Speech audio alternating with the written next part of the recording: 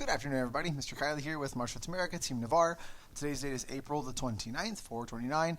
This is your Wednesday Junior Adult Beginner class. Okay, the goal today is to take Dragon Kata, make it the very best we can. We're going to hint and work in on our self-defenses. We're going to work on our kicking combinations.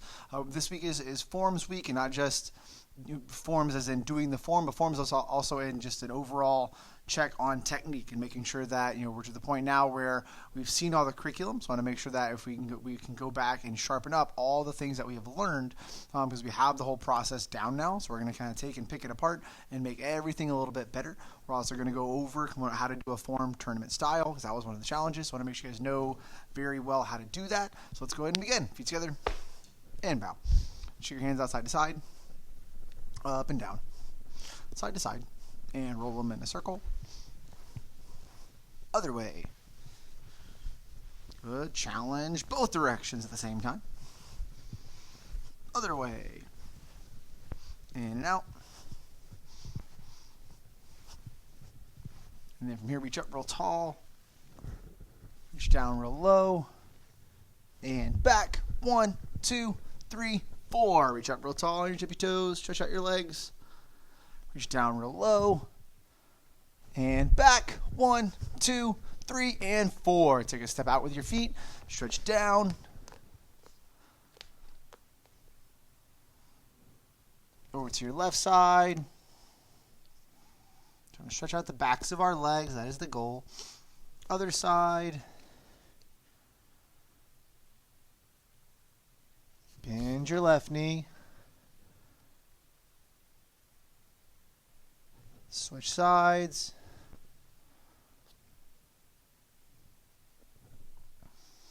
Get all the way down to the ground, heels, toes touching. Hold it down nice and tight. We're also going to work on counting to 10. Everybody repeat after me. Say, Ana, duel, set, net, toss it, use it, algup, udal, aho, yo. Very good. Put your left leg out, stretch down, best you can. Again, grabbing your toes isn't necessarily the goal, but it's a good symbol for you doing it correctly. If you can't grab your toes, that's completely okay. Make sure your legs stay straight. Okay, the main focus is just to keep your legs straight and lean down as far as you can. This is kind of just a good measuring point. But if you grabbing your toes causes you to bend your knee, that's too far. Okay, that means you're stretching out a little bit too far. Now make sure instead you pull it back a little bit and keep that leg straight. Switch sides.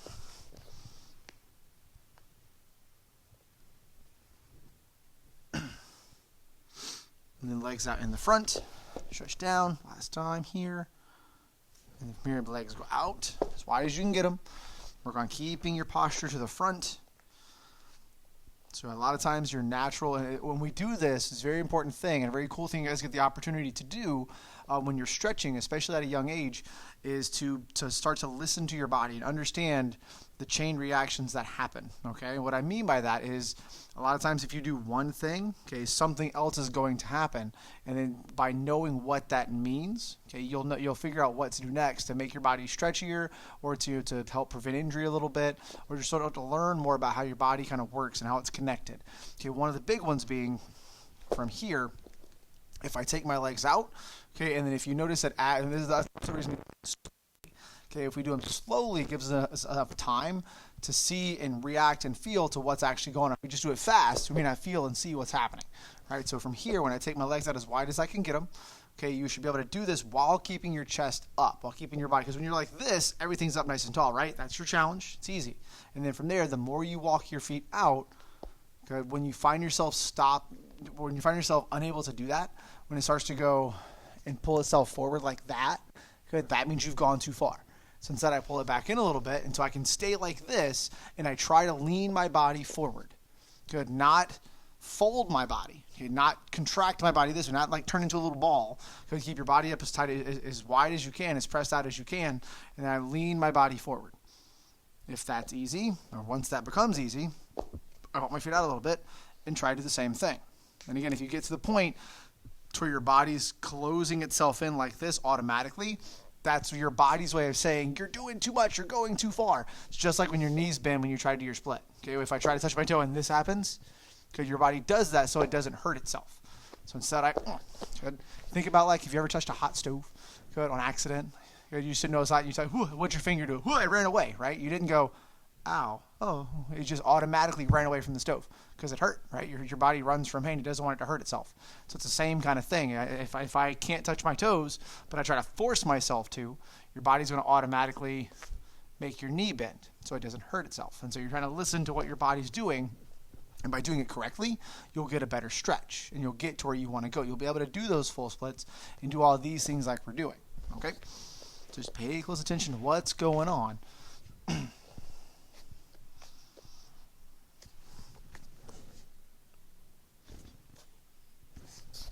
Our legs, pull them in. Good. Now from here, we stretch out the bottoms of our legs. So last stretch is going to be the tops of your legs. You're going to take your leg and you're going to pull it back behind you, just like this. Keep this foot straight. You're just going to lean back until you feel this muscle get kind of tight. Good. What you can also do to make it get tighter is you can take this part of your body and like push your hip forward a little bit. Now. Switch sides. The further back you lean, the more you push your hip, the more you'll feel it. Some students are flexible enough just to flop themselves backwards on the floor. Not everyone can do that, though, so don't just try that right away. You always want to work back into that. So that being when you're like this. Okay, but if you go to do this, and see how like my knee's popping off the ground? My body doesn't like to do that. So you want to just keep it here. You have to do it correctly. And let's come all the way up. Very good. Keep my stance. Yeah. Hands are in, nice and tight. Left hand is out. One punch. Ready, go. Nice and strong. Keep it tight to your body. Ready, go. Excellent job. Bend down lower. Get that key my stance strong. And go. Go. Go. Go. 2 punches. Go. 2. Make sure each punch is strong. Don't short arm the punch. Go. 1, 2. Good. Go. 1, 2. Go. 1, 2. Very good. Feet together. And bow. Excellent job. Okay, so first thing we're going to do is we're going to walk through Dragon Kata one more time. Just in case you were here Monday, we're just being focused on the little things, and then we'll go into how to do a form tournament style, all right, and what that kind of means and entails and how to change that a little bit, all right? So bow. I'm going to back up 1 step so I have room. Hope you do too. Dragon Kata, step out, say martial arts. America, Dragon Kata, step back with your right foot. Hands are up by your chin. We'll started putting it into combinations last time. So combination number 1 is that back fist punch, which your back foot do. When you punch, it pivots. You should feel it lean. And then I also want to keep pivoting. Back leg round kick. Set it in the front. Land it sideways. Land on the same line like you're skateboarding or surfboarding. I can assume this is what it looks like because I don't do that. And then slide up. Chamber up. So you can do a slide up side kick. Good. Put it back down. This time, open your stance up. Okay, so I went from landing in a side kick position to now I'm opening up my stance. So I can throw a back fist with my right hand. I can drop down and punch with my left hand. So then I can drop down, hands, notice my eyes stay on you the whole time, so you never take your eyes off your target. Knee comes in, strike up at the bottom of your foot, pull it back in, sit back up nice and tall. Load your thumb over. You're doing that ridge hand motion. Then I pull it to my chin, knife hand, fold it down, block it forward, and then I punch. Nice and strong to finish it out, all right? And then now I actually finish the form out. Victory, humility, courtesy, martial arts America. Okay, so now when doing a form tournament style, what that means, if you've never been to a tournament, you take your traditional form, the ones we practice in class, and you add a little bit more excitement to it, a little bit more focus, a little bit more intensity, right? Your facial expressions are very strong and intense. Your key ops are louder and stronger in your form. Okay, finding ways, because we're going to, at a tournament, there's a bunch of competitors, okay, you and your classmates, and so everybody gets their opportunity to go, and let's say you're all doing the same form. That's fine. That normally happens. You can't change the form, but you have to find a way. If you're going to get the best score, if you're going to be the winner, you have to find a way to make your form stand out without changing it. Okay, there are certain things you can improve, though. You can improve your intensity level. Okay, your facial expressions are strong. Okay, your key ops are the loudest and the most intense. Not the loudest like you're screaming, but they just have a lot of strength to them. Okay, and then the most important thing to try to make unique about what your form is your technique is the best.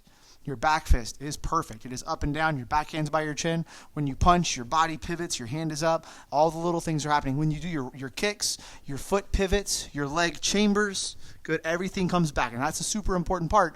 A lot of times students will mix up, especially with kicks, they'll mix up height with technique.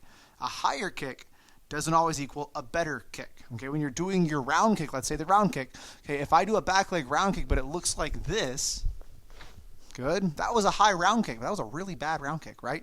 My eyes were not looking where I was going. My foot didn't pivot, and my leg didn't chamber. So it's very important to have a high kick. Well, it's helpful to have a high kick, but it's more important to have a good kick, where your body's doing all the things it's supposed to do. You're pivoting, you're chambering, you continue to pivot as you keep your hands up and you look where you're going. That will get a much better score than just a really high kick or a really loud kick. So focus on the technique, okay? There's also certain things that you have to announce to the judges. You have to tell them who you are, because if there's all the competitors, they may not know who you are. You have to tell them who you are, your first name and your last name, and be proud of it. Okay, you have to tell them where you're from, which studio, because as you know, there's our team Navarre. We also have a team Pace. We also have a team in Milton, the studios, to the north of us. And so we have to make sure that we announce that we're from Team Navarre. And you also have to let them know which form you're doing, okay? So they can kind of keep track of that and score you appropriately. So we're going to practice that part right now. Ready? So go feet together. Some of you guys may already know how to do this. So you're pros, but this is good practice. And bow. Step out to ready stance, just like this. Hands in front, also in this position number 3. So this is ready stance. And say judges. You have to announce yourself. Very good. Say my name is, and then say your first name and your last name. Because there may be more than one, okay, there may be more than one Luke. There may be more than one Aiden. Maybe more than one Sarah. So you have to make sure you announce your first name and your last name. Okay, judges, my name is, your first name and your last name. From Martial Arts America, Team Navarre. With your permission, I would like to present Dragon Kata. Okay, if you're an orange belt or a green belt or a yellow belt and you know Crane Kata or you know Kicking Kata and you would like to do that one instead, you can do that. The goal is to do not your favorite form, do the one that you're the best at. Okay, that's particularly not Starblock side if possible. Okay, do the form that you're the absolute best at. So that's kind of the challenge there. For right now, let's just all do Dragon Kata. Okay, so let's try it again. Go, yeah, judges. My name is, repeat after me. So judges, my name is, your first name and your last name. From Martial Arts America, Team Navarre. With your permission, I would like to present Dragon Kata. Thank you. Bow, as I heard the strong. Step back 3 steps. 1, 2, 3. Good. In through your nose, out through your mouth. Bow again. And then you do your form, right? Do it with me. So I'll say martial arts. Do it. America. Dragon. Kata. Yeah! Strong. Tiger face is on. And move number 1. Stick each move. Back fist. Punch. Back leg round kick. Make sure you key up on every move if possible. Slide up, side kick. Yeah! Set it down. Back fist. Make sure your back hand is up. Make sure you bend your knees. Drop down punch. Very good. Nice and strong. Hands are up by your chin. Drop down side kick. Hands are up. Eyes are where you're going. Knees in. Strike up. Yeah! Sit up. The last 2 movements of the ridge hand and the knife hand part. Okay, the last 2 knife hand movements are what's called tension movements, which means you're going to slow them down. Instead of just swinging your hands and doing that part fast, you slow that part down and make it really exciting. So I'm here to slow it down. Good. Slow it down. Last move is fast and strong. Yeah. Okay, so let's go to the drop down side kick again. So you drop down. This part's fast. Boom. Sit back up. Slow and dramatic. Yeah. And that part's loud and strong to finish everything off. Okay? Feet together. Finish it out. Victory, humility, courtesy, martial arts. Make sure you do the ending part very emphatically, very strongly, because that is the very last thing you're going to show the judges. You want to make sure it's very strong. Okay? You want to be strong and intense from start to finish. That's kind of your challenge. So if you're practicing your form tournament style, get the presentation right, get your facial expression right, try to work. And the cool part is I use words like intense and strong and powerful. At no point in time did I say I want you to get really mad at it. Right? When we get an intensity week, we'll really go into detail about what that means. But there's a humongous difference between being focused and being strong and then just being angry. Good? The difference is one is an emotion, anger is an emotion. Intensity is just it's a focus, right? Okay, for me, you can get really focused. You can turn it on, and you can turn it off, right? You should be able to change moods right away. So that's the big difference. And the cool part is if you're focused on just being intense and strong, it helps you remember better. Because if you just get really angry, you lose control, you lose focus. A lot of times you'll end up forgetting your form because you're just so focused on being mad and trying to be intense, trying to be strong. Instead, focus on the power and the intensity of the movement. Your facial expression, it's almost like you're an actor or an actress. That's the big difference. It's a performance. You're not actually mad. You're not mad at all. You're just intense. Okay? So when we're going to kind of take a side and work on that if you can. And then we're going to work on right now together on our self-defenses and just doing them to the air. So when we come back in and we actually work on the punches, we'll kind of know where our body's supposed to go. Okay, so number 3 and number 4. 3 and 4. So we're going knuckles up. This is kind of like you're standing behind me in class. And so from here, we'll step back. It's an outside block first on number 3. So your left foot goes backwards, your hands load up in front of your shoulder, and then you do a block with your right hand. Boom, it's a knife hand chop. Backhand rests at your solar plexus, front hand chops out. Okay, from here, again, you block the outside of the hand, the pinky side of the hand. So if I was the attacker and I threw the punch, you would have your right hand right here on me. You're blocking it right there at my pinky. And then from there, you move the arm out of the way, right? Get it over to the side. As I do that, I'm going to take my left foot, I'm going to turn my body and square up. Now, if you're practicing at your house and you're on the TV, or if it's on the wall in front of you, you should now be looking at the corner of the room, not the other wall. Good. So I'm not going to the front of the room or to the side of the room. I'm going to the corner where the walls meet, right? So I'm here. I drop down. I punch hard with my left hand, hard with my right hand. Boom. So it's a Kimai stance and 2 punches. So one more time, knuckles up, step back, block, nice and strong. Push it out of the way. Move your left foot over. Good. Settle down nice and low. And then punch left, punch right. What'll definitely help getting to that spot, the first thing is taking your hand and using your arm as a guide. When I'm here and I block and I point, I actually see how I move my arm over and I point the palm of my hand at the corner of the room. And I use that almost like a measure so that now when I bring my left leg and swing my left leg around, I kind of now know where it needs to stop. It needs to stop, right in line with my arm. So I use my left hand to block and push the hand out of the way, but then I keep my palm pushing towards the corner of the room. So when I swing my leg around, I know that if I go like this, I've now gone too far. See, I have to keep my body in line with my arm. And then I punch. You're going to hit with those punches are going right above the kidney area of the attacker. Okay, so now number 4, is going to be with your left hand. It's an inside block. Okay, now every time you go over that, what inside block is and outside block is, that should start to kind of build that habit. Okay, when I say inside block, you're kind of remembering that your left hand does the block. If I say outside block, you're remembering that your right hand does the first block. Okay, so from here, we're going to step back with our right foot, block with our left hand. Same style of block, just on the opposite side. Number 4, you're not going to step behind them. You're going to step between their feet. Again, what I mean, when the person punches, instead of this is behind their foot, the outside, instead you're going to step directly in between their feet, right about here. Okay, that's where your foot will end up going, right inside their foot. Okay, so from here, I will step forward, right inside their foot. As I do, I will knock their arm out of the way. And again, you have to kind of use your imagination, use your visualization skills. It's a big part of your martial arts, is if I'm blocking here, I can imagine their arm being right on this line where I'm blocking. And then from there, I take, and my arm is going to strike right on that same line. So I step, I strike, because that's right where their arm would be. I knock their hand out of the way. I pull my hand back. I square up to the target. So I point my body this direction. Back fist, right? Again, so if I'm punching, good, boom, your block went here, right? It blocked my wrist on this side. So when you step forward, let me back up so you can see my body. When you step forward, your foot landed right in between my feet. So then your other arm, your left hand was blocking my wrist. As you stepped forward, your right arm, good, stepped forward and knocked my arm out of the way. That's that right arm that kind of muscled up. This one, as it steps forward, your left hand stayed here. Your right arm knocked, not my elbow, my elbow bends, right? So you hit my forearm, boom, and knock it out of the way. That opens up all of that. And then your first back fist, the same hand that did the knock, good, then turns and does a back fist to the rib, and then a back fist to the temple, right? The soft spot of the face, right there. Okay, so that's 3. And that's 4. Okay, now we're going to work on choke defense number 3. That's the one choke defense this time. Again, kind of hard to work these because we don't have the actual hands on us. But we can still kind of ghost and mirror the movements. Okay, number 3 is an underside grab. Okay, you're going to reach under the arms, good, trying to grab onto the thumbs. If somebody's grabbing you, okay, in order to grab something, what do they have to have? Thumbs, right? So I grab the thumbs. That takes away the ability to grip and to grab. And so from here, I reach underneath, and I grab onto the thumbs real hard and real tight, and then I pull them down. Good. I try to lift up my elbows, and I try to pull my hands tight, because that makes their hands go here and pulls them together. And then from there, as I step back with my right foot, good, I want to pull them down and out. So I'm going to draw almost like this big W motion is what I'm looking for.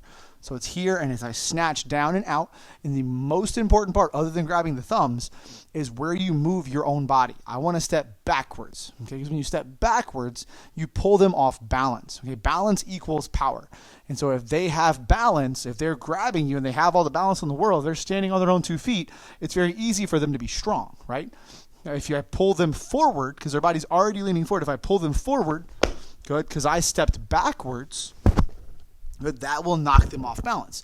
If they're off balance and they're stumbling, it's hard for them to attack. So that's why I step backwards, A, because you're already kind of moving that way if their hands get to you, and then B, because it keeps them stumbling forward. What that also does is that allows me to then, when I step and pull, and again, if your parent does this with you, you've got to do this part slowly. If I have their thumbs and I just rip it real hard and real fast, you can't hurt their thumb or their wrist or their shoulder. So B, we do this part slowly when we practice it together.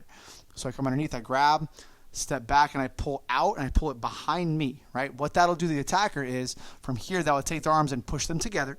And then as you pull them down, see how it kind of pulls my body forward? So when you step backwards, good, it makes them stumble forward. In my head, notice my head came forward. Again, this is if you have a hold of my thumbs and you turn them like that, that takes me, if I'm the choker, and it makes me go like this. It makes me stumble forward. When my head comes forward, our step back now turns into a knee to the chin. Okay, so that's number 3. I grab the thumbs, I step back, and I pull very violently down and out. Good, and also back towards myself. I'm not going here. I'm going here. I'm pulling it behind me and down. I'm pulling in angles this way. Good, so I'm going there. And from there, that makes the attacker stumble. So I can then give them a high five in the chin with my knee. Okay, very good. Next thing we're going to work, last thing we're going to work is going to be your kicking combinations on both sides, getting very coordinated with them, okay? So step back with your right foot. So again, whichever leg steps back, that leg will do all 3 kicks in succession. The back leg round kick, into the slide up side kick, into the drop down side kick, all right?